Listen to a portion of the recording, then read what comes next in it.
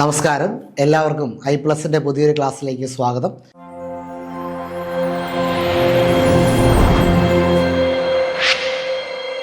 നമ്മൾ കഴിഞ്ഞ ക്ലാസ്സിൽ 3 മൊഡ്യൂൾ കൃത്യമായിട്ട് നമ്മൾ സിലബസ് ബേസ് നമ്മൾ അനലൈസ് ചെയ്തല്ലേ. നമുക്ക് ഇനി അടുത്ത മൊഡ്യൂളിലേക്ക് ഒന്ന് പോയാലോ. അപ്പോൾ അസിസ്റ്റൻറ്റ് പ്രൊഫസർ ഇൻ കൊമേഴ്സുമായിട്ട് ബന്ധപ്പെട്ട് മൊഡ്യൂൾ 4 ആണ് നമ്മൾ ആദ്യമായിട്ട് എടുക്കുന്നത് കേട്ടോ. ഇവിടെ income tax and goods and service tax. അപ്പോൾ നമുക്ക് ഇൻകം ടാക്സും വരുന്നുണ്ട്, GSTയും വരുന്നുണ്ട് അല്ലേ. ഇപ്പോൾ 2 പാർട്ട് വരുന്നുണ്ട്. ഇവിടെ എന്താണ് എക്സാമിൽ നോക്കുന്നത്? പ്രധാനമായിട്ടും ഒന്ന് ഇതിൻ്റെ പ്രോബ്ലം തന്നെയാണ് കേട്ടോ. കഴിഞ്ഞ തവണ നമ്മളോട് ചോദിച്ചത് പ്രോബ്ലമാണ്. പ്രോബ്ലം പാർട്ടാണ് നമ്മളിവിടെ പ്രതീക്ഷിക്കാൻ പറ്റുന്നത് കേട്ടോ. പക്ഷേ കഴിഞ്ഞ തവണ പ്രോബ്ലം ചോദിച്ചുകൊണ്ട് അടുത്ത തവണ തിയറിറ്റിക്കൽ ബേസിൽ ക്വസ്റ്റ്യൻ വരും എന്ന് വേണമെങ്കിൽ ചോദിക്കാം അല്ലേ. അങ്ങനെ ആ ഒരു പെർസ്പെക്റ്റീവിൽ നമ്മൾ പഠിക്കണം അല്ലേ. അപ്പോൾ സ്വാഭാവികമായിട്ടും എന്താണ് പ്രോബ്ലം ബേസിൽ കുറച്ചും കൂടെ എഡ്ജ് ചെയ്ത് നിങ്ങൾ പഠിക്കണം. കാരണം അത് കഴിഞ്ഞ തവണ ചോദിച്ചുകൊണ്ട് വീണ്ടും പ്രോബ്ലം ചോദിക്കാനുള്ള സാഹചര്യം വളരെ കൂടുതലാണ്. പക്ഷെ അറ്റ് ദ സെയിം ടൈം എന്താണ് ഓരോ കൺസെപ്റ്റുകളും കൃത്യമായിട്ട് അതിൻ്റെ റൂൾസ് ആൻഡ് റെഗുലേഷൻസ് കൃത്യമായിട്ട് മനസ്സിലാക്കി പോകണം. ഇവിടെ നിങ്ങൾ ശ്രദ്ധിക്കേണ്ടത് വെച്ചാൽ ഇൻകം ടാക്സുമായിട്ട് ബന്ധപ്പെട്ടാണെങ്കിലും GST ആയിട്ട് ബന്ധപ്പെട്ടാണെങ്കിലും എപ്പോഴും ചേഞ്ചസുകൾ ഉണ്ടാകുന്നുണ്ട് അല്ലേ. അപ്പം കണ്ടന്റ് എടുക്കുന്നത് CA മെറ്റീരിയൽ മാത്രമേ എടുക്കാവുള്ളൂ കേട്ടോ. ചാർട്ടേഡ് അക്കൗണ്ടൻ്റ് മെറ്റീരിയൽ മാത്രമേ എടുക്കാവുള്ളൂ. കാരണം അത് അവിടെയും ഏറ്റവും അപ്ഡേറ്റഡ് ആയിട്ടുള്ള അവരുടെ മെറ്റീരിയൽ മാത്രമേ ഫോളോ ചെയ്യാവുള്ളൂ. നിങ്ങൾ എപ്പോഴും ഒന്നും കൂടെ അസസ് ചെയ്ത് നോക്കണം. ഇപ്പോൾ ഉദാഹരണം പറഞ്ഞാൽ GSTയിലുള്ള റെഗുലേഷൻസ് ആയിക്കോട്ടെ, പുതിയ റെഗുലേഷൻസ് ആയിക്കോട്ടെ, എല്ലാ കാര്യങ്ങളും കൃത്യമായിട്ട് നിങ്ങളൊന്നും കൂടെ ഒന്ന് വർക്ക് ചെയ്ത് ഉറപ്പിച്ചതിന് ശേഷം മാത്രമേ നിങ്ങളുടെ നോട്ടിലേക്ക് നിങ്ങളതിനെ ആഡ് ചെയ്യാവുള്ളൂ. പഴയ ടെക്സ്റ്റ് ബുക്കിൽ ഇപ്പോൾ ഉദാഹരണം പറഞ്ഞാൽ ഇപ്പം ഇൻകം ഫ്രം ഹൗസ് പ്രോപ്പർട്ടി അല്ലെങ്കിൽ അതിൻ്റെ ബേസിക് ചാർജുകൾ, അതിൻ്റെ കമ്പ്യൂട്ടേഷൻസ്, അങ്ങനെയുള്ള കാര്യങ്ങളൊക്കെ പഠിക്കുമ്പോൾ പഴയ പുസ്തകം ഉപയോഗിക്കാൻ തെറ്റില്ല. പക്ഷേ പുതിയ കണ്ടന്റും കൂടെ മനസ്സിലാക്കിയിട്ട് അപ്ഡേറ്റഡ് നോളജും കൂടെ നോക്കിയിട്ട് മാത്രമേ പൂർണ്ണമായും ആ കോൺസെപ്റ്റിനെ ലോക്ക് ചെയ്യാൻ പാടുള്ളൂ. അതാണ് നിങ്ങളവിടെ ശ്രദ്ധിക്കേണ്ടത് കേട്ടോ. ഇവിടെ പ്രത്യേകിച്ച് ഒന്നുമില്ല. റെസിഡൻഷ്യൽ സ്റ്റാറ്റസ് കണ്ടുപിടിക്കാൻ ചോദിച്ചിട്ടുണ്ട് അല്ലേ. അവിടെ ഇൻഷുറൻസ് ഓഫ് ടാക്സ് വരുന്നുണ്ട്. ദെൻ നമുക്ക് ഒരു അസസിയുടെ റെസിഡൻഷ്യൽ സ്റ്റാറ്റസ് കണ്ടുപിടിക്കാൻ നമുക്കറിയാം. ഇൻഷുറൻസ് ഓഫ് ടാക്സ് നമുക്ക് കൃത്യമായിട്ട് അറിയാം അല്ലേ. പിന്നെ എന്താണ് ഇൻകമായിട്ട് ബന്ധപ്പെട്ട് എക്സംപ്റ്റഡ് ഇൻകം അല്ലെങ്കിൽ ഇൻകം ഫ്രം സാലറി, അവിടെ തന്നെ നമുക്ക് അലവൻസിൻ്റെ കാര്യം വരുന്നുണ്ട്, ഹൗസ് പ്രോപ്പർട്ടി വരുന്നുണ്ട്, ബേസിക് ചാർജ് വരുന്നുണ്ട്, ഡീംഡ് ഓണർഷിപ്പ്, എക്സംഷൻസ് വരുന്നുണ്ട്, പ്രൊഫഷൻസിൻ്റെ കാര്യം പറയുന്നുണ്ട്, ഡിപ്രീസിയേഷൻ്റെ കാര്യം പറയുന്നുണ്ട്, ക്യാപിറ്റൽ ഗെയിൻ്റെ കാര്യം പറയുന്നുണ്ട്, ഇൻകം ഫ്രം അതർ സോഴ്സ്. അതായത് 5 ഹെഡ്സ് മൊത്തം അത് ഇൻകം ടാക്സ് നമ്മൾ പഠിച്ച കാര്യങ്ങൾ മുഴുവൻ ചോദിക്കുന്നുണ്ട് എന്നാണ് അവിടെ പറയാനുള്ളത് അല്ലേ. യെസ്. പിന്നെന്താണ് ഗ്രോസ് ടോട്ടൽ ഇൻകം കണ്ടുപിടിക്കുന്നത്, deductions, clubbing, set of and carry forward, then assessment of company fame, HUF. നിങ്ങൾ പഠിക്കുമ്പം പ്രത്യേകിച്ച് അസിസ്റ്റൻറ്റ് പ്രൊഫസറും കൊമേഴ്സിലേക്ക് നിങ്ങൾ മാനസികമായിട്ട് തന്നെ തയ്യാറെടുക്കുമ്പോൾ തന്നെ നിങ്ങൾ ഇൻകം ടാക്സ് തുടങ്ങിയേക്കണം. കാരണം ഇൻകം ടാക്സ് പറയും കൂടെ വാസ്റ്റാണ്, മനസ്സിലാവുണ്ടോ. അപ്പം നേരത്തെ തുടങ്ങിക്കഴിഞ്ഞാൽ നിങ്ങൾക്ക് പതുക്കെ കൃത്യമായ ധാരണ, കൃത്യമായ റിവിഷൻ, കൃത്യമായ ഓർമ്മപ്പെടുത്തൽ നിങ്ങൾക്ക് ഈ മൊഡ്യൂളിനെ ബേസ് ചെയ്തിട്ട് ചെയ്യാൻ പറ്റും. അപ്പോൾ ഈ മൊഡ്യൂൾ എടുക്കുന്ന സമയത്തും പഠിക്കുന്ന സമയത്തും എത്രയും നേരത്തെ നിങ്ങൾ പഠിക്കുമ്പോൾ നിങ്ങൾ മനസ്സുകൊണ്ട് അസിസ്റ്റൻറ്റ് പ്രൊഫസറിന് ഒരുങ്ങുന്ന ആ ദിവസം തന്നെ ഇൻകം ടാക്സിൻ്റെ കുറച്ച് ഭാഗങ്ങൾ പഠിച്ചു തുടങ്ങാം. അപ്പം നിങ്ങൾക്ക് അത് ലളിതമായിട്ട് തീർക്കാൻ പറ്റും കേട്ടോ. ഒന്നിച്ച് നോക്കുമ്പം കുറച്ച് ബുദ്ധിമുട്ടാകും, പക്ഷെ കുറേശ്ശെ കൃത്യമായിട്ട് പഠിച്ചു പോകുമ്പം എളുപ്പമായിരിക്കും. അപ്പം നിങ്ങളൊരു പേപ്പറും പെന്നും എടുത്തിട്ട് ഏതൊക്കെയാണ് മെയിൻ കോൺസെപ്റ്റുകൾ അല്ലേ. ഇപ്പോൾ ഇവിടെ നമുക്ക് റെസിഡൻഷ്യൽ സ്റ്റാറ്റസ് പഠിക്കുന്നുണ്ട്. അപ്പോൾ അതെങ്ങനെ ആണ് അസസിയുടെ റെസിഡൻഷ്യൽ സ്റ്റാറ്റസ് കണ്ടുപിടിക്കുന്നത്? ഇൻഷുറൻസ് ഓഫ് ടാക്സ് നോക്കി, ഇൻകം നോക്കി, എക്സംപ്റ്റഡ് ഇൻകം നോക്കി, ഇൻകം ഫ്രം ഹൗസ് പ്രോപ്പർട്ടി നോക്കി അല്ലേ, പ്രോഫിറ്റ് ആൻഡ് ഗെയിൻസ് നോക്കി, അങ്ങനെ 5 ഹെഡ്സ് ഓഫ് ഇൻകം നോക്കി. പിന്നെ ഗ്രോസ് ടോട്ടൽ ഇൻകം നോക്കി, ടോട്ടൽ ഇൻകം നോക്കി, ഡിഡക്ഷൻസ് നോക്കി അല്ലേ, സെറ്റ് ഓഫ് അല്ലെങ്കിൽ ക്യാരി ഫോർവേഡ് ലോസസ് നോക്കി, അല്ലെങ്കിൽ ക്ലബിംഗ് ഓഫ് ഇൻകം നോക്കി, അസസ്മെൻറ്റ് ഓഫ് കമ്പനി നോക്കി, ഫെയിം നോക്കി, HUF നോക്കി, അങ്ങനെ കൃത്യമായിട്ട് കോപ്പറേറ്റീവ് സൊസൈറ്റീസ് നോക്കി, അങ്ങനെ കൃത്യമായിട്ട് എല്ലാം കാര്യം എഴുതി വെക്കുന്നു. കൃത്യമായി അതിൻ്റെ അപ്ഡേറ്റ് നോട്ട് വെച്ചിട്ട് അത് പഠിക്കുന്നു വൃത്തിയായിട്ട്. അതാണ് ഇവിടെ നോക്കേണ്ടത്. ശ്രദ്ധിച്ചോണം, കാൽക്കുലേഷൻസ് എല്ലാം തന്നെ നോക്കിയേ പോകാവുള്ളൂ. വളരെ ഇമ്പോർട്ടൻ്റ് ആണ്. നിങ്ങൾ കാൽക്കുലേഷൻസും കൂടെ നോക്കിയാൽ, പ്രോബ്ലം കൂടെ നോക്കിയാൽ നിങ്ങൾക്ക് തിയറി മനസ്സിലാവും. അതാണ് അതിൻ്റെ ഒരു ഗുണം കേട്ടോ. എത്രത്തോളം പ്രോബ്ലം ചെയ്യുന്നു അത്രത്തോളം തിയറി കൃത്യമായിട്ട് മനസ്സിലാവും. അപ്പോൾ നിങ്ങൾ പ്രോബ്ലം ചെയ്യുമ്പോൾ ഞാൻ പറഞ്ഞല്ലോ, CAയുടെ തന്നെ ചാർട്ടേഡ് അക്കൗണ്ട്സിൻ്റെ തന്നെ പുതിയ മെറ്റീരിയൽ വെച്ചാലോ നിങ്ങൾ പഠിക്കാവുള്ളൂ. അപ്പോൾ നിങ്ങൾക്ക് നല്ല നോളജ് അതിൻ്റെ അകത്ത് കിട്ടും കേട്ടോ. കാരണം പഴയ പുസ്തകം വെച്ച് പഠിക്കരുത്, അതിലൊക്കെ ഒരുപാട് ചേഞ്ച് വന്നിട്ടുണ്ടാവും കേട്ടോ. അപ്പോൾ അതുകൊണ്ട് ആ ചേഞ്ചസ് ഉൾപ്പെടുത്തി മാത്രമേ പഠിച്ചു പോകാവുള്ളൂ. അത് വളരെ വളരെ വളരെ ഇമ്പോർട്ടൻ്റ് ആണ് കേട്ടോ. യെസ്. ഇപ്പോൾ ഡിഡക്ഷൻസിൻ്റെ കാര്യങ്ങളാണെങ്കിലും പല ഡിഡക്ഷൻസ് എടുത്തു മാറ്റിയിട്ടുണ്ട്, പലതരത്തിലുള്ള ചേഞ്ചസ് വന്നിട്ടുണ്ട്. അതുകൊണ്ട് അതെല്ലാം കൃത്യമായിട്ട് മനസ്സിലാക്കി മാത്രമേ ചെയ്യാവുള്ളൂ. അത് വളരെ ശ്രദ്ധിച്ചോണം. ഓക്കെ. പിന്നെ ആസ് യൂഷ്വൽ ടാക്സ് പ്ലാനിങ് എന്താണ്, ടാക്സ് എവേഷൻ എന്താണ്, ടാക്സ് അവോയ്ഡൻസ് എന്താണ്, ടാക്സ് മാനേജ്മെൻറ്റ് എന്താണ്, ഇങ്ങനെയുള്ള കാര്യങ്ങൾ ടാക്സ് പ്ലാനിങ്ങുമായിട്ട് ബന്ധപ്പെട്ടിട്ടുള്ള എല്ലാ കാര്യങ്ങളും അവിടെ കൃത്യമായിട്ട് സിലബസ് പറയുന്നുണ്ട്. ടാക്സ് ഓഡിറ്റ് വരുന്നുണ്ട്, ഹെഡ്സ് ഓഫ് ഇൻകം അവിടെ പറയുന്നുണ്ട് ടാക്സ് പ്ലാനിങ്ങുമായിട്ട് ബന്ധപ്പെട്ട്. പിന്നെ TDS TCS പറയുന്നുണ്ട്. നമുക്കറിയാം അഡ്വാൻസ് പേയ്മെൻറ്റ് വളരെ ഇമ്പോർട്ടൻ്റ് ആണ്. അഡ്വാൻസ് പേയ്മെൻറ്റ് ക്രിട്ടിക്കലി ചോദിക്കാൻ പറ്റുന്ന ഒരുപാട് ചോദ്യങ്ങളുണ്ട്. അതിൻ്റെ ഡേറ്റ് ബേസ് ചോദ്യങ്ങളുണ്ട്, ഒരുപാട് കാര്യങ്ങൾ അതിൻ്റെ മച്യൂരിറ്റി ഡേറ്റിനെ ബേസ് ചെയ്തിട്ടുള്ള ചോദ്യങ്ങളുണ്ട്. ക്രിട്ടിക്കലി ഒരുപാട് ചോദ്യങ്ങൾ അഡ്വാൻസ് പേയ്മെൻറ്റുമായിട്ട് ബന്ധപ്പെട്ട് വരുന്നുണ്ട്. ഇൻകം ടാക്സ് അതോറിറ്റീസും അതും നല്ലൊരു ചോദ്യമാണ്. അപ്പോൾ ഇൻകം ടാക്സ് അതോറിറ്റീസ് ഒക്കെ ഒരു രീതിയിൽ ഏതെങ്കിലും ഒരു രീതിയിൽ നമ്മളോട് ചോദ്യം വന്നു കഴിഞ്ഞാൽ നമ്മളത് വന്നോ ഇല്ല എന്നുള്ളതല്ല, നമ്മളത് പഠിക്കുമ്പോൾ എങ്ങനെ പഠിക്കണം, നമ്മൾ പുസ്തകത്തിൽ വെക്കുമ്പം അല്ലേ കുറേ അതോറിറ്റികളുടെ പേരിങ്ങനെ പഠിക്കും. പക്ഷെ നമുക്ക് 1-2 അതോറിറ്റിയുടെ കറണ്ട് നെയിമും കൂടെ ആഡ് ചെയ്ത് പഠിക്കുവാണെങ്കിലോ അല്ലേ, ഇൻകം ടാക്സ് കമ്മീഷണർ അല്ലേ, അല്ലെങ്കിൽ ഏതെങ്കിലും ഒരു അതോറിറ്റിയുടെ പേരെടുക്കുമ്പം അതിൻ്റെ ഇപ്പോഴത്തെ ആ പദവി വഹിക്കുന്ന ആളാരാണ്, അങ്ങനെ കൂടെ ആഡ് ചെയ്ത് പഠിച്ചാൽ എന്താ പ്രശ്നം, ഒരു ബുദ്ധിമുട്ടുമില്ല അല്ലേ. അപ്പം അങ്ങനെയും നമുക്കവിടെ ശ്രദ്ധിക്കാം. ഞാൻ പറയുന്നത് ഇതൊരു ഡിസ്ക്രിപ്റ്റീവ് എക്സാം, ഒരു എക്സാമ്പിൾ പറയുന്നത് മാത്രമേ കേട്ടോ. ഡിസ്ക്രിപ്റ്റീവ് എക്സാം ആയതുകൊണ്ട് തന്നെ എത്രമാത്രം നല്ല ബ്യൂട്ടിഫുൾ ആയിട്ട് നമുക്കത് പ്രസൻറ്റ് ചെയ്യാൻ പറ്റുന്നു അതൊക്കെ നമ്മൾ ഇവിടെ ശ്രദ്ധിക്കണം എന്നുള്ളതാണ്. അപ്പം ഇവിടെ എന്തെല്ലാം കാര്യങ്ങൾ വരുന്നുണ്ട്, ഇപ്പം ഇൻകം ടാക്സുമായിട്ട് ബന്ധപ്പെട്ട് സാധാരണ നമ്മൾ പഠിക്കുന്ന എല്ലാ കാര്യങ്ങളും വന്നു അല്ലേ, ഇതിനകത്ത് ഇല്ലാത്തതായിട്ടൊന്നുമില്ല, അത്യാവശ്യം എല്ലാ കാര്യങ്ങളും വന്നു അല്ലേ. പിന്നെ എന്താണ് നമുക്ക് നോക്കേണ്ടത് GST ആണ്. GST ആയിട്ട് ബന്ധപ്പെട്ട് GST കൗൺസിൽ അതിൻ്റെ ഒരു എവല്യൂഷൻസ് പഠിക്കണം അല്ലേ. GSTയുടെ പ്രധാനപ്പെട്ട ചേഞ്ചസ്, പ്രത്യേകിച്ച് GSTയിൽ ഒരുപാട് ചേഞ്ചസുകൾ വന്നിട്ടുണ്ട് അല്ലേ, സ്ലാബ് റേറ്റിലൊക്കെ ഒരുപാട് ചേഞ്ചസുകൾ വന്നിട്ടുണ്ട്. അപ്പോൾ അതെല്ലാം കൃത്യമായിട്ട് മനസ്സിലാക്കണം, വളരെ ഇമ്പോർട്ടൻ്റ് ആണ് കേട്ടോ. GST നമ്പർ, അതിൻ്റെ നെറ്റ്വർക്ക്, ഇതൊക്കെ വളരെ ഇമ്പോർട്ടൻ്റ് ആണ്. ഇതൊക്കെ സിലബസിൽ ആസ് യൂഷ്വൽ നമ്മൾ പഠിക്കുന്നതും മനസ്സിലാക്കുന്ന കാര്യങ്ങളാണ്. പിന്നെ ഇവിടെ നോക്കേണ്ടത് വെച്ചാൽ ഇൻപുട്ട് ടാക്സ് ക്രെഡിറ്റ്, അതെപ്പോഴും എക്സാമിന് ചോദിക്കുന്നൊരു കീ ഏരിയ ആണ്. അത് വളരെ ഇമ്പോർട്ടൻ്റ് ആണ് കേട്ടോ. The value and place of supply and input tax credit, ഇത് വളരെ ഇമ്പോർട്ടൻ്റ് ആണ് കേട്ടോ. ഇത് വളരെ ഇമ്പോർട്ടൻ്റ് ആണ്. ഇതൊക്കെ നിങ്ങൾ പഠിക്കുമ്പം CA അപ്ഡേറ്റഡ് ആയിട്ടുള്ള ടെസ്റ്റുകൾ തന്നെ എടുത്ത് പഠിക്കാൻ ശ്രമിക്കുക, വളരെ ഇമ്പോർട്ടൻ്റ് ആണ്. CAയുടെ മെറ്റീരിയൽ നിങ്ങൾ ഈ ഭാഗത്ത് ഉപയോഗിച്ചാൽ മതിയാവും, അതും അപ്ഡേറ്റഡ് ആയിട്ടുള്ള മെറ്റീരിയൽ കേട്ടോ. ഇൻപുട്ട് ടാക്സ് ക്രെഡിറ്റ് ഒക്കെ കോൺസെൻട്രേറ്റ് ചെയ്തോണം, വളരെ വളരെ ഇമ്പോർട്ടൻ്റ് ആണ്. ഓക്കെ. അടുത്ത നമ്മൾ മൊഡ്യൂൾ 5 പോകുന്നു. മൊഡ്യൂൾ 5 ഞാൻ ഓരോ കണ്ടന്റ് എടുത്ത് പറയുവാണെങ്കിൽ 10 മൊഡ്യൂളുണ്ട്, ഒരു 3-4-5 ഷിഫ്റ്റിൽ പോലും തീരത്തില്ല കേട്ടോ. അതുകൊണ്ട് ഒരു ഓവറോൾ പിക്ചർ ഇവിടെ തരുന്നു. പക്ഷെ നമ്മൾ ക്ലാസ് എടുക്കുന്ന സമയത്ത് ഓരോ മൊഡ്യൂളിനെയും ക്ലിയർ കട്ടായിട്ട് നമ്മൾ പറഞ്ഞിട്ട് മാത്രമേ ആ മൊഡ്യൂൾ നമ്മൾ ക്ലാസ് സ്റ്റാർട്ട് ചെയ്യുള്ളൂ കേട്ടോ. ഇവിടെ പക്ഷെ നമുക്ക് സമയത്തിൻ്റെ ഒരു പരിമിതി കൊണ്ടാണ് നമ്മൾ ഒരു ഓവറോൾ ഐഡിയ തന്നിട്ട് പോകുന്നത് കേട്ടോ. അപ്പോൾ 5ാമത്തെ module advance cost and management accounting. കോസ്റ്റിങ്ങുമായിട്ട് ബന്ധപ്പെട്ട് മാനേജ്മെൻറ്റ് അക്കൗണ്ടിങ്ങുമായിട്ട് ബന്ധപ്പെട്ടും ചോദ്യങ്ങൾ വരും. അവിടെ എനിക്ക് തോന്നുന്നു കുറച്ചും കൂടെ കോസ്റ്റായിട്ട് ബന്ധപ്പെട്ട് നമുക്ക് വേണമെങ്കിൽ ക്രിട്ടിക്കൽ ലെവലിൽ കുറേയധികം ചോദ്യങ്ങൾ ചോദിക്കാം. ക്രിട്ടിക്കൽ ലെവലിൽ, പ്രോബ്ലം ലെവലിൽ ചോദിക്കാം, തിയററ്റിക്കൽ പെർസ്പെക്റ്റീവിൽ ചോദിക്കാം, ക്രിട്ടിക്കൽ ലെവലിലും ചോദിക്കാം. മാനേജ്മെൻറ്റ് അക്കൗണ്ടും അങ്ങനെ തന്നെ, പക്ഷെ കുറച്ചും കൂടെ എഡ്ജ് നിൽക്കുന്നത് കോസ്റ്റിംഗ് ആയിരിക്കും കേട്ടോ. അപ്പോൾ അവിടെ material, labour, overhead, that means നമ്മളവിടെ എന്തൊക്കെയാണ് കോസ്റ്റ് കൺട്രോളിങ് ടെക്നിക്കുകൾ, ഏതൊക്കെയാണ് മെത്തേഡ്സുകൾ, അതെല്ലാം കൃത്യമായിട്ട് നല്ല അപ്ഡേറ്റഡ് ആയിട്ട് പഠിക്കണം. അവിടെ നിങ്ങൾ ചെയ്യാൻ പറ്റുന്ന ഏറ്റവും പ്രധാനപ്പെട്ട ഒരു കാര്യം എന്ന് വെച്ചാൽ ഈ ഭാഗത്ത് ഒരുപാട് മൾട്ടിപ്പിൾ ചോയ്സ് ക്വസ്റ്റ്യൻസ് കിട്ടും. ആ MCQ ചെയ്ത് കഴിഞ്ഞാൽ നിങ്ങൾക്ക് കുറേയധികം യുണീക്കായിട്ടുള്ള കുറേയധികം കണ്ടൻറ്റുകൾ കിട്ടും. മനസ്സിലാവണം. ഇപ്പം നമ്മൾ മാർജിനൽ കോസ്റ്റിങ്ങിനെ, നമ്മൾ സ്റ്റാൻഡേർഡ് കോസ്റ്റിങ്ങിലും നമ്മൾ കാണാത്തതും കേൾക്കാത്തതുമായിട്ടുള്ള ഡീറ്റെയിൽഡ് ആയിട്ടുള്ള നോളജുകൾ MCQയിൽ കിട്ടും. MCQ എന്ന് പറയുന്നത് ഒരു കോൺസെപ്റ്റിൻ്റെ വളരെ യുണീക്കായിട്ടുള്ള എന്താണ് ഫ്രെയിമാണ് MCQ എന്ന് പറയുന്നത്. മനസ്സിലാവണം. അതായത് ആ MCQയിൽ പറയുന്നത് എന്താണോ അത് ആ കോൺസെപ്റ്റിൻ്റെ ഏറ്റവും സെൻട്രൽ പാർട്ടാണ്. മനസ്സിലായോ?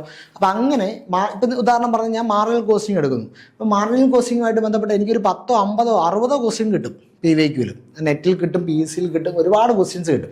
അപ്പം ഞാൻ അതെല്ലാം കൂടെ എടുത്തിട്ട് ഒരു ബൈ പോയിന്റ് മാർജിനൽ കോസ്റ്റിംഗ് എഴുതി, PYQ എല്ലാം 1, 2, 3 ഒരു 60 PYQ എഴുതി വെച്ചു. എന്നുവെച്ചാൽ 60 PYQൻ്റെ കോൺസെപ്റ്റ് എഴുതി വെച്ചു. അപ്പോൾ എന്ത് കിട്ടി? മാർജിനൽ കോസ്റ്റിങ്ങിനെ പറ്റി ഏറ്റവും കണ്ടന്റ് റിച്ച് ആയിട്ടുള്ള നോട്ട് കിട്ടി. ഞാൻ പറയുന്നതിൻ്റെ യുക്തി നിങ്ങൾക്ക് മനസ്സിലാവുന്നുണ്ടോ?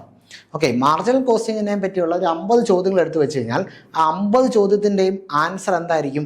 മാർജിനൽ കോസ്റ്റിങ്ങിൻ്റെ എന്താ, അതായത് 50 പോയിന്റ് കിട്ടി മാർജിനൽ കോസ്റ്റിനെ പറ്റി അല്ലേ. ആ 50 എണ്ണം ആയിരിക്കും മാർജിനൽ കോസ്റ്റിലെ ഏറ്റവും ഡിഫൈൻഡ് ആയിട്ടുള്ള നോട്ട് എന്ന് പറയുന്നത്. ആ ഒരു ടെക്നിക്കൽ അപ്രോച്ച് നിങ്ങൾക്ക് ഇവിടെ ഉപയോഗിക്കാൻ സാധിക്കും കേട്ടോ. അപ്പോൾ ഇവിടെ നമ്മൾ എന്താണ് മാർജിനൽ കോസ്റ്റിംഗ് വരുന്നുണ്ട്. ഓക്കെ, മേക്ക് ഓർ ബൈ ഡിസിഷൻസുകൾ, അങ്ങനെയുള്ള ഡിസിഷൻസുകൾ, ലീസ് ചെയ്യണോ ഓൺ ചെയ്യണോ അത്തരത്തിലുള്ള ഡിസിഷൻസുകൾ എല്ലാം വരുന്നുണ്ട്. അതൊക്കെ നമ്മൾ സാധാരണ കാണുന്നതാണ്. പിന്നെ പ്രോസസ് കോസ്റ്റിംഗ് വരുന്നുണ്ട്, അതിൻ്റെ ആപ്ലിക്കേഷൻസ് വരുന്നുണ്ട് കേട്ടോ. അതോടൊപ്പം തന്നെ വർക്ക് ഇൻ പ്രോഗ്രസ്, ഈ അക്കൗണ്ടിങ് ഫോർ ഈക്വലൻ്റ് പ്രൊഡക്ഷൻ, ഇതിൻ്റെയൊക്കെ പ്രോബ്ലം ഒക്കെ ഉള്ളതാണ്, വളരെ ഇമ്പോർട്ടൻ്റ് ആണ് കേട്ടോ. പിന്നെ സ്റ്റാൻഡേർഡ് കോസ്റ്റിംഗ് വരുന്നുണ്ട്, വേരിയസ് അനാലിസിസ് വരുന്നുണ്ട്, യൂണിഫോം കോസ്റ്റിംഗ് വരുന്നുണ്ട്, ട്രാൻസ്ഫർ പ്രൈസിങ്, ഇത് വളരെ ഇമ്പോർട്ടൻ്റ് ആട്ടോ. നമ്മൾ കാണുന്ന ട്രാൻസ്ഫർ പ്രൈസിങ് അല്ല, കുറച്ചുകൂടി ഡീറ്റെയിൽ ആയിട്ട് പഠിക്കാനുണ്ട്. അതിൻ്റെ ആപ്ലിക്കേഷൻ ലെവലിൽ തന്നെ നിങ്ങൾ പഠിക്കണം. ട്രാൻസ്ഫർ പ്രൈസിങ് വളരെ ഇമ്പോർട്ടൻ്റ് ആണ് കേട്ടോ, വളരെ ഇമ്പോർട്ടൻ്റ് ആണ്. പിന്നെ പ്രൈസിങ് മെത്തേഡ്സ് ആസ് യൂഷ്വൽ നമ്മൾ കാണുന്നതാണ്. Cost plus pricing method, price to earn target profit, then variable cost, പിന്നെ CVP analysis, computation of PV ratio, പിന്നെ പുതിയ product pricing strategy, skimming, penetration, അത്തരത്തിലുള്ള pricing strategy, then cost accounting സ്റ്റാൻഡേർഡ്സുകൾ കേട്ടോ. ഇത്രയും കാര്യങ്ങൾ നമുക്ക് ആ ഭാഗത്ത് കൃത്യമായിട്ട് പറയുന്നുണ്ട്. ഇവിടെ നമ്മൾ വിലയിരുത്തേണ്ടത് എന്താണ്? മാർജിനൽ കോസ്റ്റിംഗ് ഉണ്ട് അല്ലേ. മാർജിനൽ കോസ്റ്റിങ്ങുമായിട്ട് ബന്ധപ്പെട്ട എല്ലാ കാര്യങ്ങളും നോക്കണം. പ്രോസസ് കോസ്റ്റിംഗ് ഉണ്ട്, അത് വളരെ ഇമ്പോർട്ടൻ്റ് ആണ്. സ്റ്റാൻഡേർഡ് കോസ്റ്റിംഗ് ഉണ്ട്, വേരിയസ് അനാലിസിസ് ഉണ്ട്, ട്രാൻസ്ഫർ പ്രൈസിംഗ് ഉണ്ട്, പ്രൈസിംഗ് മെത്തേഡ്സ് ഉണ്ട്, ന്യൂ പ്രൊഡക്റ്റ് പ്രൈസിംഗ് സ്ട്രാറ്റജി ഉണ്ട്, PV റേഷ്യോ ഉണ്ട്, ബ്രേക്ക് ഈവൻ അനാലിസിസ് ഉണ്ട്. അങ്ങനെ വളരെ കോൺക്രീറ്റ് ആയിട്ട് എപ്പോഴും സ്റ്റാൻഡേർഡ് കോസ്റ്റിംഗിൽ ചോദിക്കുന്ന ഭാഗങ്ങളാണ്. പക്ഷെ ഞാൻ നേരത്തെ പറഞ്ഞ ആ മൾട്ടിപ്പിൾ ചോയ്സ് ക്വസ്റ്റ്യൻ വെച്ചിട്ടുള്ള കോമ്പറ്റീറ്റീവ് ഫ്രെയിമിൽ കൂടെ നിങ്ങളിത് പഠിക്കുകയാണെങ്കിൽ വളരെ എഡ്ജായിട്ടുള്ള ഒരു ധാരണ നിങ്ങൾക്ക് ഉണ്ടാക്കിയെടുക്കാൻ പറ്റും. നമ്മളിപ്പോൾ ഇത് ചെയ്യുമ്പം നമ്മൾ ക്ലാസ് എടുക്കുന്ന സമയത്ത് ഇതൊരു ഡിസ്കട്ടീവ് എക്സാമാണ്. അപ്പോൾ എങ്ങനെ നമ്മുടെ കുട്ടികൾക്ക് വളരെ കണ്ടൻറ്റ്ഫുള്ളി ഒരു കാര്യം കൊടുക്കാൻ സാധിക്കും, എങ്ങനെ ബ്യൂട്ടിഫുൾ ആക്കി ഇതിനെ പ്രസൻറ്റ് ചെയ്യാൻ പറ്റും, ആ ധാരണയാണ് നമ്മൾ പഠിക്കുമ്പോഴും പഠിപ്പിക്കേണ്ടപ്പോഴും ഒക്കെ നമ്മൾ ശ്രദ്ധിക്കുന്നത്. അപ്പോൾ ആ തരത്തിൽ നിങ്ങൾ പോവുകയാണെങ്കിൽ വളരെ പ്രയോജനപ്പെടും കേട്ടോ. പിന്നെ ഇങ്ങോട്ട് വന്നു കഴിഞ്ഞാൽ എന്താടാ, ERP പറയുന്നുണ്ട്, എൻ്റർപ്രൈസ് പെർഫോമൻസ് മാനേജ്മെൻ്റ് ഉണ്ട്, ദെൻ റവന്യൂ മാനേജ്മെൻറ്റ് കൺസെപ്റ്റ് ഉണ്ട്, പിന്നെന്താണ് സ്ട്രാറ്റജിക് മാപ്പ്, ബഡ്ജറ്റിങ്ങുമായിട്ട് ബന്ധപ്പെട്ട് CRM customer relationship management, ERP പറയുന്നുണ്ട്. പിന്നെ ആക്ടിവിറ്റി ബേസ്ഡ് കോസ്റ്റിംഗ്, ഇത് വളരെ ഇമ്പോർട്ടൻ്റ് ആണ് കേട്ടോ. നന്നായിട്ട് നിങ്ങൾ വർക്ക് ചെയ്യണം. ആക്ടിവിറ്റി ബേസ്ഡ് കോസ്റ്റിംഗ്, അതിൻ്റെ കോസ്റ്റ് ഡ്രൈവ് പറയുന്നുണ്ട്, അതൊക്കെ വളരെ ഇമ്പോർട്ടൻ്റ് ആണ് കേട്ടോ. Then TPM total productivity management, then Pareto analysis and theory constraints, അത് വളരെ ഇമ്പോർട്ടൻ്റ് ആണ്. പാരറ്റോ അനാലിസിസ് ഇതൊക്കെ നമ്മൾ കൃത്യമായിട്ട് ഡീറ്റെയിൽഡ് നോളജ് നമുക്ക് അവിടെ ആവശ്യമുണ്ട്. പാരറ്റോ അനാലിസിസ് ഒക്കെ കേട്ടോ, വളരെ ഇമ്പോർട്ടൻ്റ് ആണ്. ഓക്കെ, പിന്നെ JIT വരുന്നത് just in time management, lean manufacturing. പക്ഷെ നമ്മളിത് കൊമേഴ്സുകാരെ സംബന്ധിച്ചോളെ നമ്മളോർക്കും നമ്മുടെ പുസ്തകത്തിലൊക്കെ വളരെ ചെറിയ പാരഗ്രാഫ് ഇതിൻ്റെ അത് ഉണ്ടാവുള്ളൂ ഇതിനെപ്പറ്റിയൊക്കെ. പക്ഷേ നിങ്ങൾ ആലോചിക്കുന്നത് ഇതൊരു 3 മാർക്കിലോ 5 മാർക്കിലോ ചോദ്യം വന്നു കഴിഞ്ഞാൽ നമ്മളെ അത്രയും ഗ്രാഫ് വേണം കണ്ടന്റിന് കേട്ടോ. അപ്പോൾ ഇതിലൊക്കെ മാക്സിമം കണ്ടന്റ് റിച്ച് ആയിട്ടുള്ള മെറ്റീരിയൽ ഉപയോഗിക്കുക. ഇതിലൊക്കെ ഉപയോഗിക്കുന്ന മെറ്റീരിയലുകളുടെ ലിസ്റ്റ് തന്നെ ഓരോ മൊഡ്യൂളിലും നമുക്കുണ്ട്, മനസ്സിലാണ്ടോ. ഇപ്പോൾ മൊഡ്യൂൾ 1-ലാണെങ്കിലും 2-ലാണെങ്കിലും 3-ലാണെങ്കിലും 4-ലാണെങ്കിലും 5-ലാണെങ്കിലും ഏതൊക്കെ ലിസ്റ്റിലുള്ള മെറ്റീരിയലാണ് ഉപയോഗിക്കേണ്ടത്, അതിൻ്റെ ഒരു ലിസ്റ്റ് തന്നെ നമ്മുടെ കയ്യിലുണ്ട്. ആ തരത്തിൽ നിങ്ങൾ പഠിച്ചെങ്കിൽ മാത്രമേ, അല്ലാതെ നിങ്ങൾ എല്ലാത്തിനും ഒരേ രീതിയിലുള്ള മെറ്റീരിയൽ ഉപയോഗിക്കരുത്. ഓരോന്നിൻ്റെ പൊസിഷൻ അനുസരിച്ചുള്ള മെറ്റീരിയൽ ഉപയോഗിക്കണം, വളരെ ഇമ്പോർട്ടൻ്റ് ആണ്. പിന്നെ ഇവിടെ പ്രൊജക്റ്റ് ലൈഫ് സൈക്കിളുണ്ട്, അതുപോലുള്ള എന്താണ് ഈ പറയുന്ന പാരറ്റോ അനാലിസിസ്, അത് വളരെ ഇമ്പോർട്ടൻ്റ് ആണ് ഈ ഭാഗത്ത് കേട്ടോ. JIT അത് വളരെ ഇമ്പോർട്ടൻ്റ് ആണ്. പക്ഷേ JIT ഒക്കെ നമ്മുടെ പുസ്തകത്തിലൊക്കെ വളരെ ചെറിയ കാര്യങ്ങളേ ഉള്ളൂ, പക്ഷെ അതല്ല, വളരെ അപ്ഡേറ്റഡ് ആയിട്ടുള്ള കാര്യങ്ങൾ വേണം. ഇതൊക്കെ CAയുടെ മെറ്റീരിയലൊക്കെ JITയിലൊക്കെ വളരെ ഡീറ്റെയിൽ ആയിട്ടുള്ള കാര്യങ്ങൾ കിടപ്പുണ്ട് കേട്ടോ, അത് വളരെ ശ്രദ്ധിക്കണം. ഞാൻ പറഞ്ഞു വന്നത് അതിലേക്കാണ് വീണ്ടും വരുന്നത്. ഈ മൊഡ്യൂളിലെല്ലാം നിങ്ങൾ ശ്രദ്ധിക്കേണ്ടത് വളരെ ഡീറ്റെയിലിംഗ് ആയിട്ടുള്ള നോട്ട് വേണം, ഓക്കെ, പഠിക്കുന്ന സമയത്ത്. അറ്റ് ദ സെയിം ടൈം എക്സാമിന് എഴുതാൻ പറ്റുന്ന ഒരു സ്റ്റഡി നോട്ടും വേണം, മനസ്സിലാകുന്നുണ്ടോ. ഡീറ്റെയിൽഡ് നോട്ട് എന്ന് പറഞ്ഞാൽ സബ്ജക്റ്റിനെ പറ്റി ഒരു ക്ലാരിറ്റി വേണം. അറ്റ് ദ സെയിം ടൈം അതിനെപ്പറ്റി എന്താണ് ഒരു essay പാർട്ടിലുള്ള ഒരു നോട്ട് നിങ്ങളുടെ കയ്യിൽ വേണം, ഒരു സ്ട്രക്ചേർഡ് ലെവലിലുള്ള നോട്ട് വേണം കേട്ടോ. അങ്ങനെ 2 ഫോമിലുള്ള നോട്ട് നിങ്ങളുടെ കയ്യിൽ വേണം, അത് ശ്രദ്ധിച്ചോണം കേട്ടോ. ഇവിടുത്തെ ഒരു പ്രശ്നം എവിടെയാണെന്ന് വെച്ച് കഴിഞ്ഞാൽ, ഈ കേസിലും നിങ്ങൾ ഇൻകം ടാക്സിൽ എടുത്ത പോലത്തെ ഒരു സ്റ്റാൻഡ് എടുക്കുന്നതായിരിക്കും ബെറ്റർ. ഏതാണ് ഈ പറയുന്ന നേരത്തെ പഠിച്ചു തുടങ്ങണം. മൊഡ്യൂൾ 5 എന്ന് പറയുമ്പോൾ നേരത്തെ പഠിച്ചു തുടങ്ങണം എന്നുള്ള സ്റ്റാൻഡാണ്. കുറച്ചും കൂടെ ഡീറ്റെയിൽഡ് ആണ് കുറച്ച്. കാരണം ഇവിടെ പ്രോബ്ലം വരുന്നുണ്ട്, അതുപോലെ തന്നെ തിയററ്റിക്കൽ ബേസ് ചെയ്തിട്ടുള്ള സാധനങ്ങൾ വരുന്നുണ്ട്, കോൺസെപ്റ്റിൽ ക്ലാരിറ്റി വേണം, പ്രോസസ്സിനെ പറ്റി കൃത്യമായിട്ട് അറിയേണ്ടതുണ്ട്. അപ്പം അതുകൊണ്ട് നിങ്ങൾക്ക് കുറേയധികം വർക്ക് വേണം, മനസ്സിലാണ്ടോ? കുറേയധികം സമയം നിങ്ങൾക്ക് എടുക്കേണ്ടി വരും. മെറ്റീരിയലൊക്കെ തയ്യാറാക്കി കൃത്യമായിട്ട് പഠിച്ചു വരണമെങ്കിൽ കുറച്ചധികം സമയം മൊഡ്യൂൾ 5 വേണം. മൊഡ്യൂൾ 5 പ്ലാൻ ചെയ്യുന്ന സമയത്ത് നിങ്ങൾ കുറേ കൂടെ സമയം കൊടുത്ത് പ്ലാൻ ചെയ്യുക, നേരത്തെ പഠിച്ചു തുടങ്ങുക. ഈ 2 കാര്യങ്ങളും അവിടെ ശ്രദ്ധിക്കണം കേട്ടോ. ഇനി അടുത്ത cooperative financial accounting and reporting. Okay, കുറച്ചുകൂടെ ഫെമിലിയർ ആണ് നമുക്ക് കാര്യങ്ങൾ അല്ലേ. നേരത്തെ നമ്മൾ കുറച്ച് പഠിക്കാത്ത കുറച്ച് അല്ലെങ്കിൽ ഡീറ്റെയിൽ ആയിട്ട് അറിയത്തില്ലാത്ത കുറച്ച് കണ്ടന്റുകളൊക്കെ മൊഡ്യൂൾ 5 ഉണ്ടായിരുന്നു. പക്ഷേ ഇവിടെ cooperative financial accounting and reporting കുറച്ചും കൂടെ നമ്മൾ കേട്ടിട്ടുള്ള കുറച്ചും കൂടെ നമുക്ക് ധാരണയുള്ള കാര്യങ്ങളാണ് വരുന്നിട്ടുള്ളത് അല്ലേ.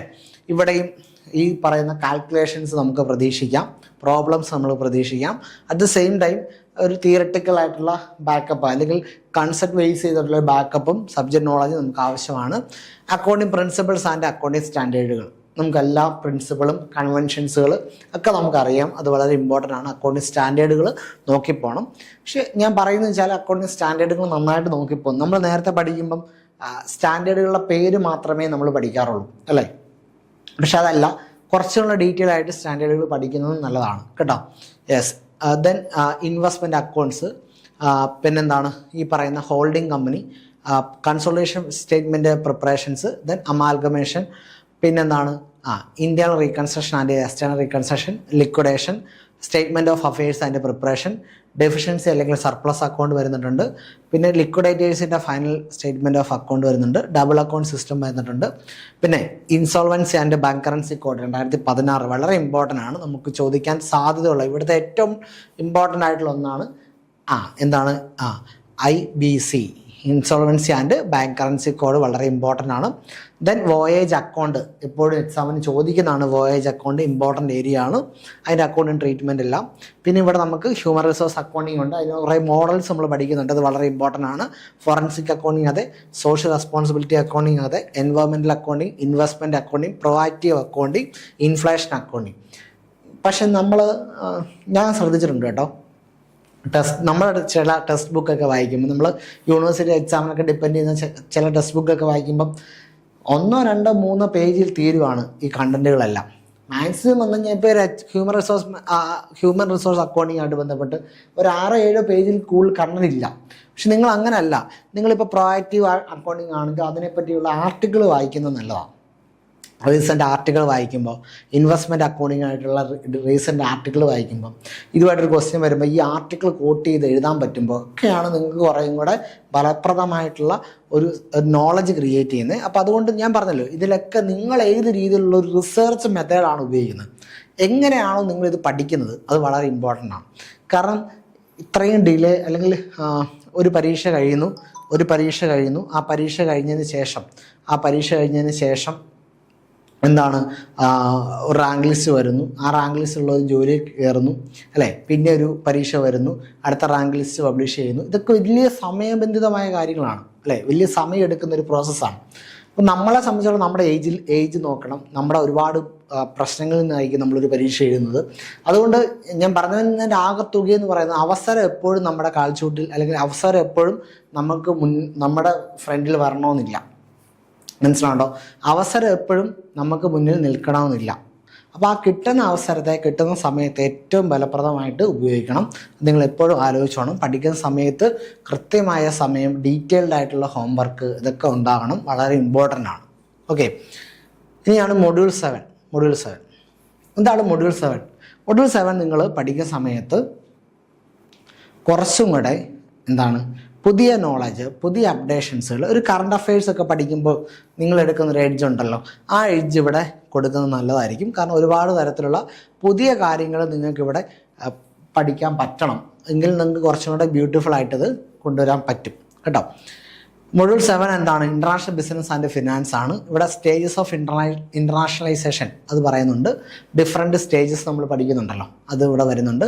Methods of entry into foreign market, ഉദാഹരണം പറഞ്ഞാൽ എക്സ്പോർട്ട് ഉണ്ട് അല്ലേ, അങ്ങനെ ലൈസൻസിങ് ഉണ്ട്, ഫ്രാഞ്ചൈസി ഉണ്ട്, അങ്ങനെ പലതരത്തിലുള്ള മെത്തേഡ്സ് ഉണ്ട്, അത് ഇവിടെ പറയുന്നുണ്ട് അല്ലേ. പിന്നെ എന്താണ് ഈ പറയുന്ന theoretical foundation of international business, അതായത് ഇന്റർനാഷണൽ ട്രേഡ് തിയറികളുണ്ട്, അത് നിങ്ങൾ കൃത്യമായിട്ട് പഠിക്കണം കേട്ടോ.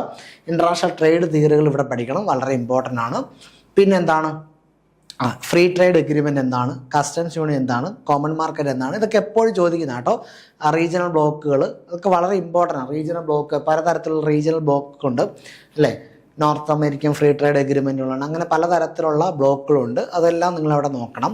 പിന്നെ നാഫ്റ്റ ഉണ്ട്, സാർക്ക് ഉണ്ട്, ആസിയാൻ ഉണ്ട്, ബ്രിക്സ് ഉണ്ട്, ഒപെക് ഉണ്ട്, BOP വളരെ ഇമ്പോർട്ടൻ്റ് ആണ്. BOPയുടെ ഡിസിക്ലിയറിംഗ് ഇൻകം, അതിൻ്റെ കോസസ്, അതിൻ്റെ കറക്ഷൻസുകൾ, അത് വളരെ ഇമ്പോർട്ടൻ്റ് ആണ്. എക്സാമിൻ്റെ സ്ട്രോങ് പോയിൻ്റ് ആണ് BOP, അതവിടെ നമ്മൾ നോക്കണം.